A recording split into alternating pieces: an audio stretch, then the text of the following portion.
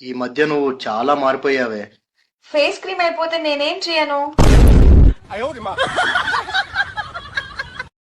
నా చింత నువ్వు ఉంటే కాలంకి విలువలేదు.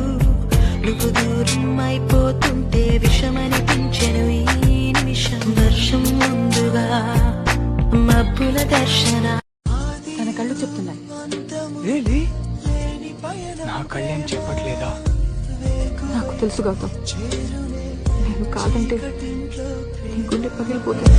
విశ్వమంతా ఉన్న ప్రేమ. ఇంత అనుమానం ఏంటి నీకు? అనుమానం కాదు, భయం. ఏ?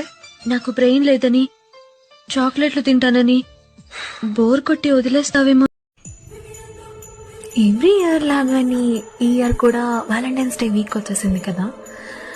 నాకు తెలిసినంత వరకు మేబీ నిజమైన లవర్స్ ఎవరు కూడా ఈ వ్యాలంటైన్స్ డే వీక్ని సెలబ్రేట్ చేసుకోరేమో.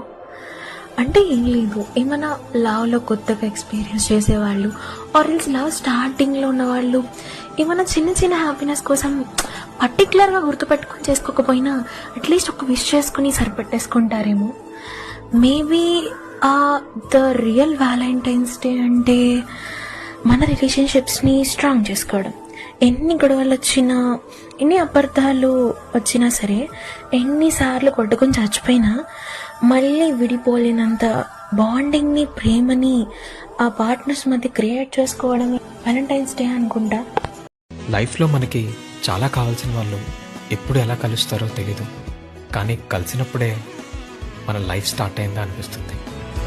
అమ్మీ అమ్మీ నచ్చావమ్మీ, తన చూపుతో గుచ్చావమ్మీ, నా మనసునే ఇచ్చానమ్మీ, నీ మనసుకై వేచానమ్మీ.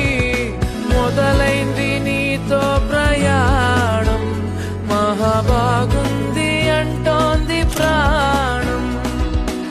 ఈ హాయి గంగా ప్రవాహం, ఎదలోతుల్లో ఏదో ప్రశాంతం. నేను ఏరి కోరి వలచానే నారి, గమనించోసారి. జీవితం ఎప్పుడు సంతోషంగా ఉంటుందో తెలుసా? మనకున్న దానితో మనం సంతోషంగా బ్రతికినప్పుడు మాత్రమే. నాకు నువ్వు ఉంటే చాలు, నేను హ్యాపీగా ఉంటాను.